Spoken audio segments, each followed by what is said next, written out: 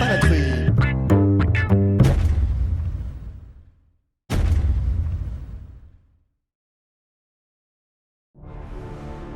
Salut mon cochon. Dans un monde où on nous pond des règles à la pelle, la moto reste l'un des derniers symboles de vraie liberté. Mais voilà, avec toutes les lois, les délires écolos et les normes à la con, le motard d'aujourd'hui doit presque se justifier d'avoir une passion.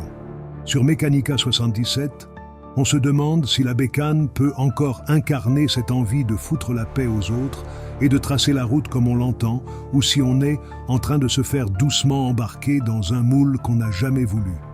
Alors, t'es prêt à réfléchir sur ce que ta moto représente dans ce monde qui n'aime plus les originaux? Amicalement, Mécanica 77.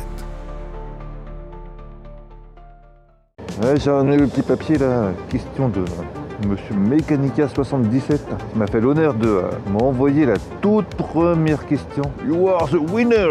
Mécanica 77. J'ai l'impression de parler à...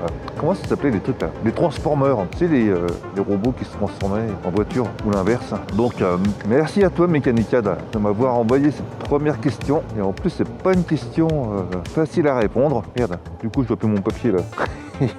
Parce qu'elle est tellement longue sa question que je l'ai imprimée, histoire de m'en souvenir un petit peu. Bref, en gros là tu es en train de me parler de notre liberté, de faire ce qu'on veut, qui est propre à l'esprit motard. Et cette liberté qui est bafouée, ou peut-être pas bafouée, mais de plus en plus mise à mal par les normes, les interdictions, etc. etc. Et tu poses aussi une deuxième question concernant le fait d'entrer dans le moule ou pas. Alors je vais commencer par ça. Enfin, oui, effectivement, tu as entièrement raison. On a de plus en plus de normes à la con et d'interdictions diverses qui nous empêchent d'être peinards. Et c'est pas parce qu'on veut être tranquille, faire ce qu'on veut forcément être des délinquants, loin de là. Donc là-dessus, tu as entièrement raison. Et d'ailleurs, Rico, le célèbre Rico, je crois bien que c'est pour ça qu'il s'est barré en Thaïlande. Et je t'avoue que c'est ce que je disais l'autre jour à Madame Cochon qui roule. Je disais, toutes leurs conneries, ça donne envie de se barrer dans un autre pays, francophone de préférence, parce que moi je parle pas anglais. Alors je sais que je le ferai pas parce que c'est compliqué, il faut avoir les couilles, et je reconnais de ne pas avoir les coronesses de le faire, mais c'est vrai que ça donne envie, entre toutes les ZFE, les ZTL, bref, ils nous cassent les bonbons quoi, effectivement. Et la deuxième partie de la question, c'est... Tu parles de est-ce qu'on nous ferait pas rentrer tout doucement dans un moule? Bah, je te répondrai que je pense qu'on est déjà rentré dans le moule, en grande majorité. La grande majorité d'entre nous est déjà rentré dans le moule parce que, et ça a commencé, à mon avis, quand on a autorisé les gens avec le permis B de pouvoir conduire une 125. On a tous les costards cravates, comme je les appelle, de la défense, ceux qui vont bosser dans les bureaux, etc., qui sont précipités pour acheter un scooter, sans même savoir comment ça se conduit, parce qu'effectivement, c'était le but de relancer la vente à l'époque des 125. Donc c'était le but, effectivement, de relancer les ventes des 125 cm3. Mais ça a eu pour effet, effectivement, de ramener dans la population motarde une catégorie de personnes qui a des facilités à rentrer dans les moules. Il n'y a rien de dégueulasse là-dedans. Ce n'est pas sale. Et effectivement, ça se constate de plus en plus depuis ces dernières années. On le voit bien avec les manifs de motards contre le contrôle technique, avec les potes de la FFMC 37. À chaque fois, on était dégoûtés de voir qu'on était si peu nombreux, sauf sur les grosses manifs qui étaient bien annoncées à l'avant. Parfois, on s'est retrouvés, on était même pas une trentaine, alors qu'à côté de ça, au Père Noël motard, on se retrouve à 1000, 1500, c'est très bien. Hein. Octobre Rose, c'est pareil, on est beaucoup, c'est très bien aussi. Mais seulement, ça montre bien que les motards ont porté peu d'intérêt à la lutte contre le contrôle technique. Et donc, faut pas trop s'étonner qu'on se le soit pris dans la gueule. Parce que, tiens, dans la gueule, comme ça, paf, tiens, hop. Parce que, effectivement, le motard d'aujourd'hui est devenu un conso-motard, comme je dis souvent. C'est-à-dire, il a pas trop l'esprit... il va pas se faire chier, il va consommer. Pour lui, la moto, c'est un produit de consommation comme un autre. C'est parfois un produit de plaisir. C'est surtout quelque chose de pratique pour lui, pour pouvoir se déplacer. Et donc, il a plus l'esprit automobiliste que l'esprit motard. Alors, qu'est-ce que c'est l'esprit motard? C'est très vague et ça, c'est un autre sujet. Et voilà, je pense que tu saisis l'idée. Donc pour moi, on est déjà en grande majorité rentré dans le moule. L'esprit rebelle des motards avant, les graisseux, Easy Rider et compagnie, non, ça n'existe plus, ou très très rarement, quoi. Je sais que je l'étais un petit peu quand j'étais jeune, et en vieillissant, forcément, on s'assagit, on se calme, normalement, hein. Il y en a toujours qui restent cons, qui restent bêtes et méchants, ou bêtes, tout simplement. Et concernant les jeunes d'aujourd'hui, alors c'est pas du tout une critique ni quoi que, c'est juste un constat que je fais. Moi j'ai la cinquantaine, et quand je vois les petits jeunes d'aujourd'hui, que ce soit sur YouTube ou en vrai, j'ai pas l'impression qu'ils aient la fibre. Oui, ils vont se révolter, oui, on va faire du boucan, gna gna gna. Ils ont toujours ce petit côté ado rebelle, ce qui est tout à fait normal, hein. Mais surtout, c'est des personnes qui sont nées avec toutes ces conneries qu'on s'est pris dans la gueule. Eux, ils sont nés avec ça, donc ça leur semble normal. Tu vois, par exemple, dès qu'on leur parle d'écologie ou quoi aux caisses, ils sont nés avec. Pour eux, c'est aberrant d'aller contre tout ça, quoi. Ils s'en rendent même pas compte. Ils se rendent pas compte qu'ils font partie du système. Et pire que ça, c'est que t'en as beaucoup, beaucoup.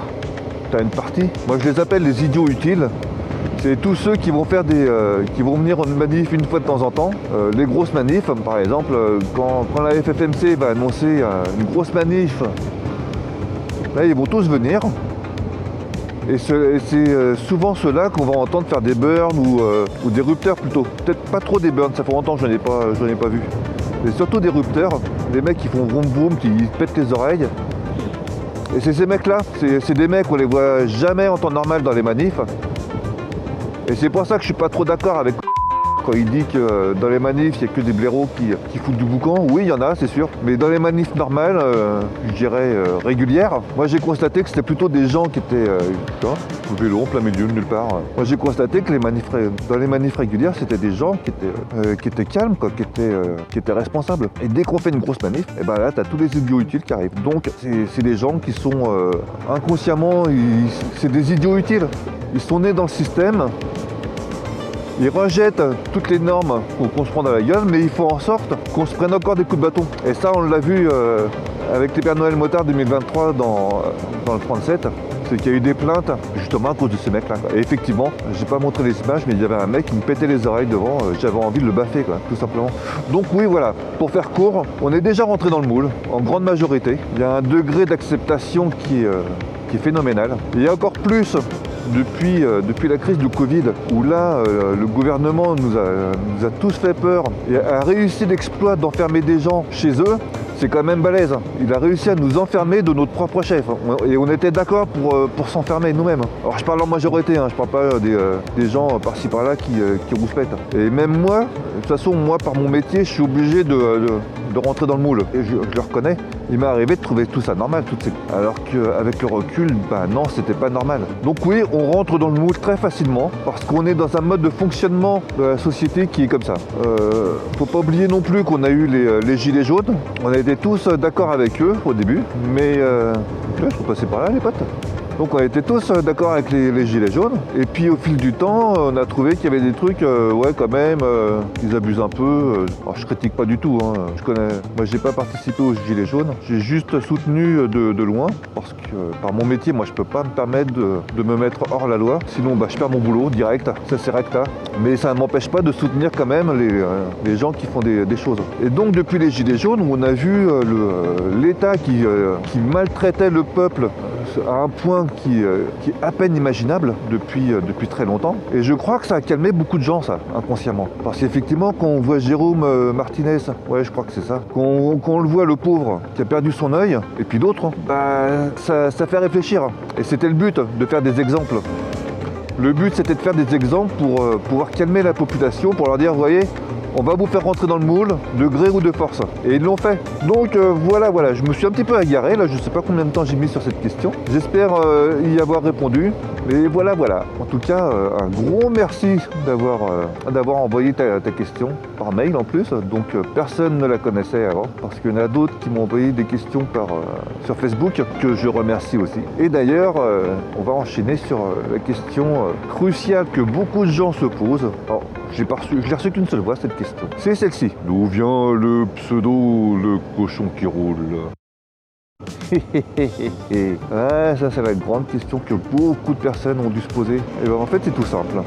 C'est tout simple. Ça vient de mon signe astrologique chinois. Putain, mais pourquoi je prends la bulle? Ça vient de mon signe astrologique chinois, tout simplement. Parce que je suis né en 71. Donc du coup maintenant, vous connaissez mon âge. Si vous faites un petit calcul. Et donc, le signe astrologique chinois, c'est le cochon. D'ailleurs, 71, j'étais là. J'ai même pas fait gaffe. J'ai même pas fait exprès. Donc voilà, tout simplement.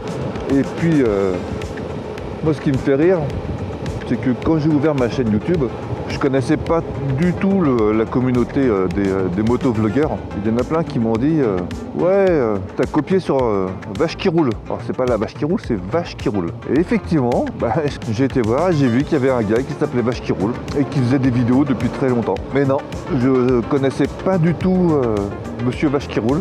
Et d'ailleurs, je lui ai posé la question, je lui ai dit, est-ce que ça t'emmerde que je prenne ce pseudo? Et il m'a répondu, non, pas du tout. Donc voilà, moi à partir du moment où tu me dis pas du tout, moi j'y vais. Hein. À partir du moment où tu me dis que ça te dérange pas, j'y vais gaiement. Donc voilà pour la petite histoire. Mais sinon, le cochon qui roule, ça vient du signe astrologique chinois. Et rien de plus. Et j'avoue que je m'en amuse un petit peu de temps en temps. Et ce qui m'amuse aussi, c'est que les gens critiquent, oui, le cochon, qui se foutent de ma gueule avec mon pseudo, et qui connaissent pas l'explication. S'ils iraient voir la personnalité des cochons, dans le signe astro chinois, ils se rendraient compte que c'est un signe astrologique qui est très noble. Et pas aussi noble, parce que tout le monde pense au cheval, le chien, le canard, la mouette et compagnie. Mais le cochon, souvent, on n'y pense pas. Et en fait, c'est un signe qui est très bien vu. Voilà. Je mettrai les caractéristiques à l'écran, là, ici, par là, ou par là. Bref, quelque part. Et puis, voilà. Donc ça, c'était la question de... Je ne sais plus, parce que là, j'ai mon téléphone dans la poche et je peux pas... je peux pas le voir. C'est Jab Soros. De mémoire, je crois que c'était lui. De toute façon, vous aurez toutes les informations à l'écran. Eh bien, salut, bonjour tout le monde. Ici le cochon qui roule sur la route. Pour la suite des questions-réponses. Oh putain, c'est quoi toute cette merdasse là? Alors je sais pas du tout où ça en est dans le montage, parce que j'ai pas encore fait le montage. Donc pour l'instant j'ai répondu, j'ai découpé, j'ai fait les rushs pour la question de Mechanica 77. J'avais répondu aussi, je crois, à la question d'où vient le pseudo Le Cochon qui roule, qui était de Fab Souros. Le jour il faisait nuit, j'avais un peu la tête dans le cul, c'était le matin. Donc là j'ai réimprimé mon petit papier, on le voit bien, enfin je le vois bien. Et donc c'était bien Fab Souros qui m'avait demandé d'où vient le pseudo Cochon qui roule. Voilà. Toutes mes excuses pour avoir oublié. Donc on va enchaîner, je vais les prendre dans l'ordre en fait, et puis je verrai après. Donc le suivant c'est monsieur Judimovic. Le youtubeur Judimovic. Allez voir sa chaîne YouTube, elle est pas mal. C'est pas le même genre que moi, mais c'est très bien quand même. Il se prend pas la tête, il est très sympa. C'est un partisan de la FFMC Paris. Ouais c'est ça, il est... c'est ça. Je crois même qu'il fait le... Oh putain, je sais pas mes mots. Ouais. Il fait le service d'ordre.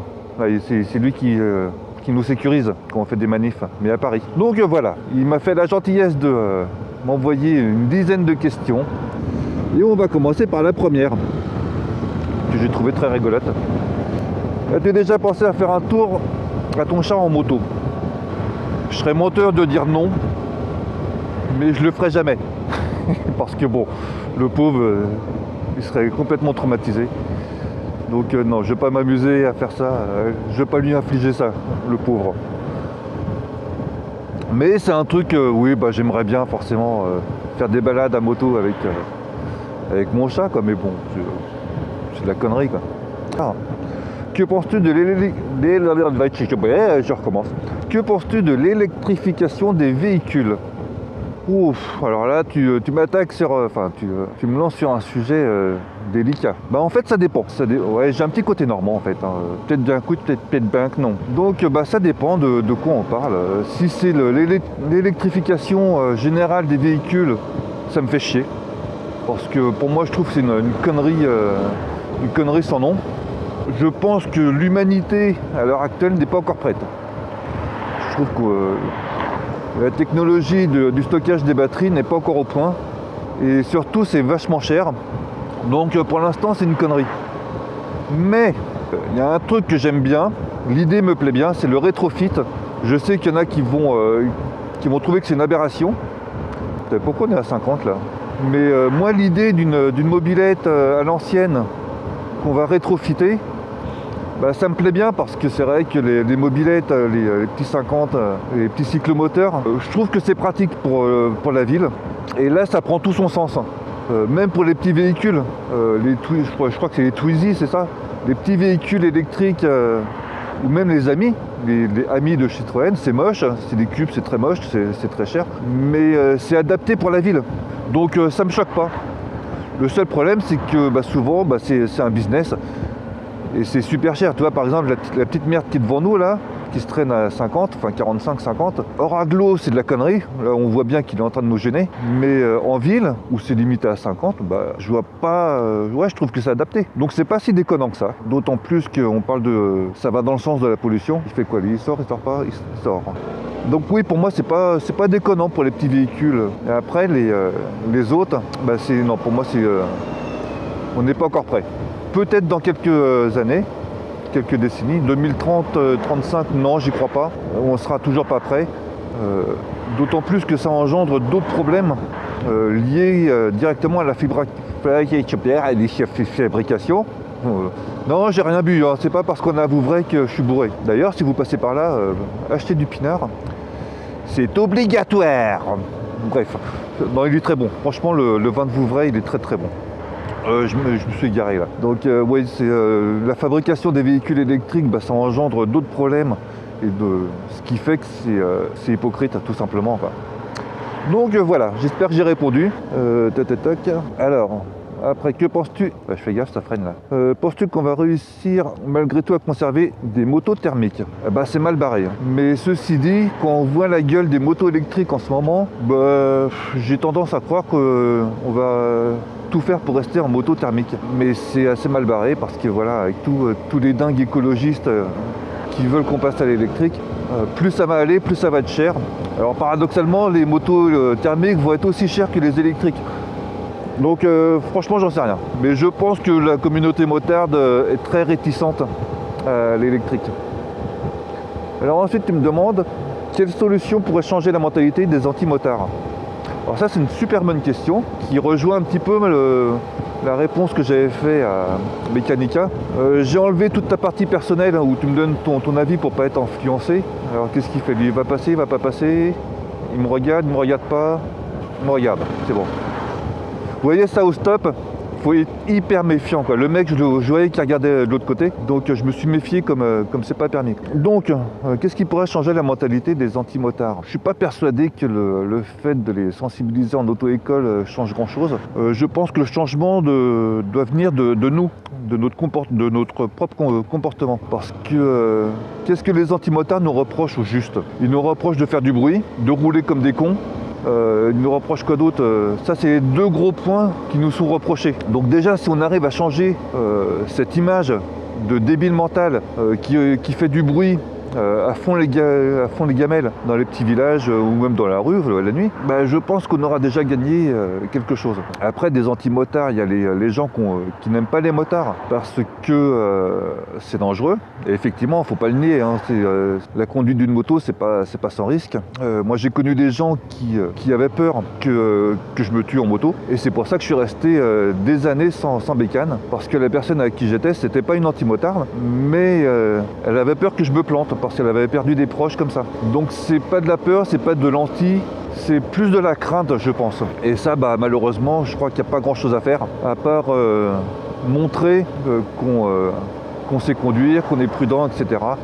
Et malheureusement, les chiffres ne sont pas en notre faveur, ça faut le reconnaître. Et on a un très très gros travail à faire là-dessus, qui va avoir des répercussions sur notre image dans l'ensemble. Voilà. Question numéro 5. Est-ce que tu as réussi à pousser madame Cochon qui roule à passer le permis de conduire?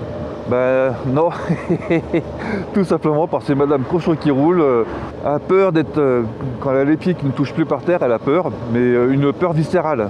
Que ce soit sur un vélo ou à moto, c'est vraiment une peur viscérale, et ça je l'ai vu. j'en revenais pas moi-même parce que pour moi, je suis pas né sur un vélo, mais presque.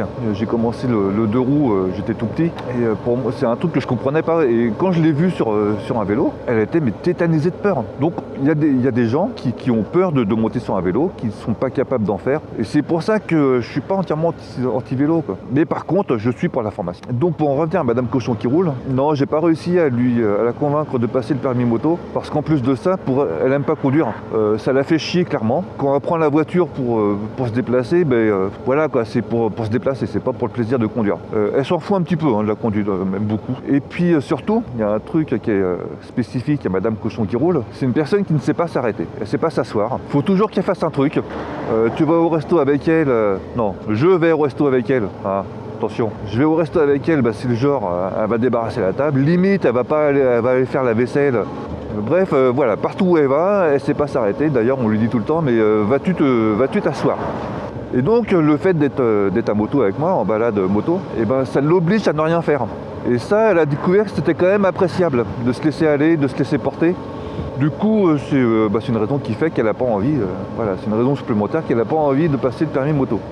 Voilà, et puis je crois qu'elle a aussi peur, ce qui se comprend tout à fait. Eh putain, là j'enchaîne, t'as vu? Alors, portes-tu un gilet airbag et que penses-tu à ce sujet? Alors malheureusement, je n'ai pas de gilet airbag, j'aimerais bien, parce que j'en pense que du bien.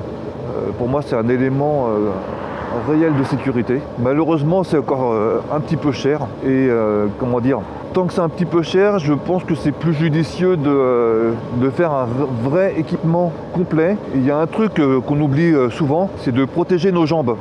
Souvent, on passe le permis avec un simple jean, mais on sait tous que le jean, ça protège que dalle. Et je pense qu'on devrait axer la sensibilisation sur le fait de mieux protéger nos guibolles. Par exemple, tu vois, moi j'ai acheté un sous-pantalon en Kevlar de la marque Botex. Enfin, je me suis le fait offert, parce que je suis un gros radin. Et ça permet de le porter avec n'importe quel pantalon. Donc on a des solutions pour protéger nos guibolles, des solutions pas trop chères. Ah putain, ça y est, j'ai la tuberculose. Donc on a des solutions pas trop chères pour protéger nos gambettes. Et je pense que tant que les airbags seront à un prix relativement élevé, ça va être compliqué. Parce que c'est pas le petit jeune qui vient de passer le permis et qui galère avec son seul salaire, qui va pouvoir compléter son équipement avec un gilet airbag. Il va plutôt penser à s'acheter un blouson, des gants, des bottes et un casque. Enfin, normalement, il a déjà tout l'équipement quand il passe le permis. Mais voilà, c'est pour dire que ça coûte cher. Donc voilà. Alors, là je fais gaffe parce que j'arrive sur un giratoire. Et ta dernière question, je crois. Et que penses-tu des motards qui ne font pas le V? Ah non, j'ai loupé des questions. Ouais, à un moment donné, tu me demandes ce que je pense des motards qui se protègent pas. Bah justement, là on en vient justement à la question de l'équipement. À la limite, normalement ils ont passé le permis. Si on parle des motards qui ont le permis, bien sûr. Normalement, s'ils ont le permis, ils ont appris les risques qu'il y a à ne pas se protéger. Donc quelque part, j'ai envie de dire que c'est leur merde, quoi. Voilà. Ils savent très bien ce qu'ils risquent. J'approuve pas du tout le fait qu'ils se protègent pas. Mais voilà, je suis pas leur mère, donc voilà, je vais pas leur dire ouais, gna gna, t'es un con. D'autant plus que des fois, là, je repense à Azul Brazo dans une très très vieille vidéo où il explique qu'il s'était pris la tête avec des motards. Alors pour prendre la tête à Azul Brazo, faut y aller, parce que franchement, c'est un mec cool. Et donc les mecs, ils lui ont pris la tête parce qu'il n'était pas équipé.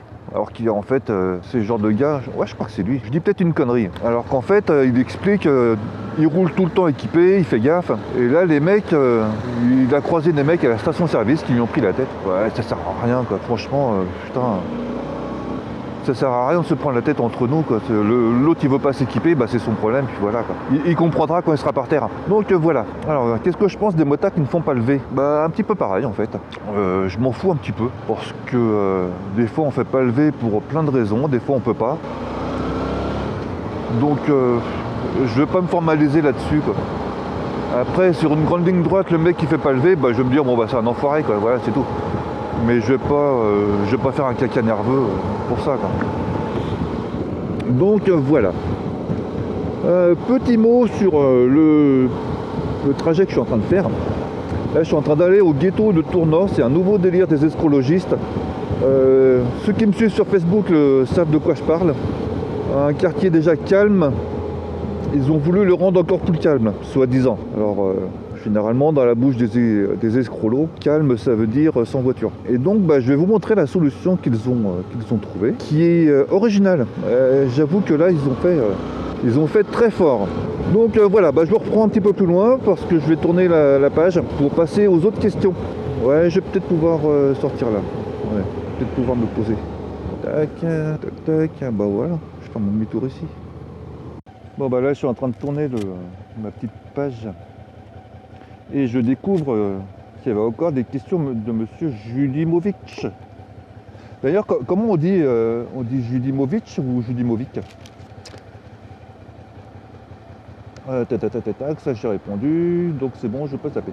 Ouais, t'étais une grosse philo, toi, il y avait plein d'autres questions, j'avais pas vu.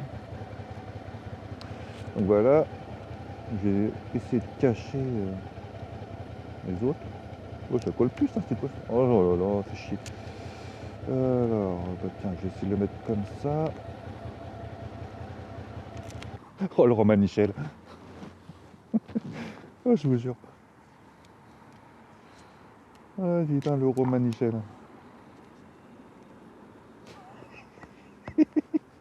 Putain, ça c'est de l'impro, les mecs, hein. Et les filles. Donc, ça va tenir ou pas? Ouais, ça va être bon, allez.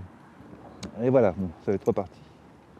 Donc, grosse filoute là, qui avait deux questions cachées.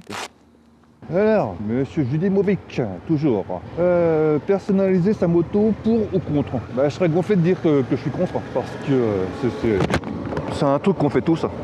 Je connais pas un seul motard qui ne personnalise pas sa moto. Par contre, faut le faire intelligemment. C'est-à-dire respecter tous les trucs de sécurité, garder une moto en bon état, faire des modifications intelligentes en respectant tous les trucs de sécurité de la bécane. Et concernant les pots d'échappement, pour ça c'est un truc, généralement c'est le premier truc que les mecs font, c'est pareil, il y a des pots d'échappement adaptables homologués qui ne font pas trop de bruit, et pour moi c'est intelligent de faire ça. Par contre le mec il fout un pot à la con, uniquement pour faire du barouf, non là je suis pas d'accord. Après, c'est quoi ce bordel ici là? Putain, de 2 voies ils ont passé à 1 voie. Oh les blaireaux, putain le bordel que c'est maintenant. Qu'est-ce que je disais? Je ne sais plus. Oui, après moi ce que j'aime bien c'est les gens qui réussissent à garder pendant des années une moto totale d'origine. Tu vois, quand je vois des motos anciennes ou pas trop anciennes, les Youngtimer qui sont totalement d'origine, je trouve ça génial. Donc voilà, c'est bien, chacun fait ce qu'il veut. Mais c'est vrai, j'ai une petite préférence pour les motos d'origine. Alors, je vais passer par où? Tiens, je vais passer par là, parce que je ne sais pas du tout ce que ça va donner. J'ai l'impression d'aller à mon ancien boulot. Donc après, la dernière question, les radars, pour ou contre et pourquoi? Tu vas encore trouver que je suis chiant, parce que il faut des moyens de contrôle. Tu sais que que j'essaye de respecter les règles, que je n'incite pas du tout à faire des excès de vitesse, etc. Je sais pas du tout où je dois aller là. C'est là ou là-bas que... Ouais, c'est là. Tac, tac, tac, l'Intermarché. Et je sais pas du tout où je suis là. Et c'est grave. J'ai bossé dans le coin, mais je sais plus où je suis. Putain, mais c'est pas du tout là que je voulais aller. Ah putain, mais quel blaireau. Là, je suis en train de partir sur le centre de formation ECF. Ah putain, le blaireau. Comme quoi, quand tu vas souvent sur un endroit, t'as la mémoire du corps qui prend le dessus, quoi. Bon, c'est pas grave, je vais retrouver mon chemin. C'est juste que je sais pas trop comment faire.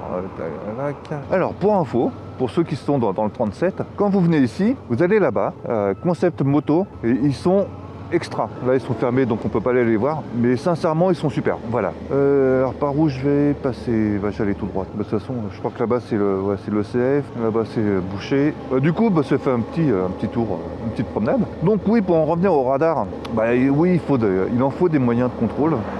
Parce que sinon ce serait l'anarchie. C'est déjà le bordel, alors si en plus il n'y avait rien, ce serait encore pire. Mais là où je suis moyennement d'accord, c'est que souvent ils sont placés à des endroits qui ne sont pas trop accidentogène. Et surtout, je vois pas trop l'utilité de mettre un truc si on l'annonce. Donc voilà. J'ai retrouvé mon chemin. Nickel. Ouais, j'ai retrouvé mon chemin. Voilà, je savais bien que je tomberais sur mes pattes. Donc voilà, j'espère que j'ai répondu à ta question. Et puis voilà, nous arrivons dans le ghetto de Tours-Nord.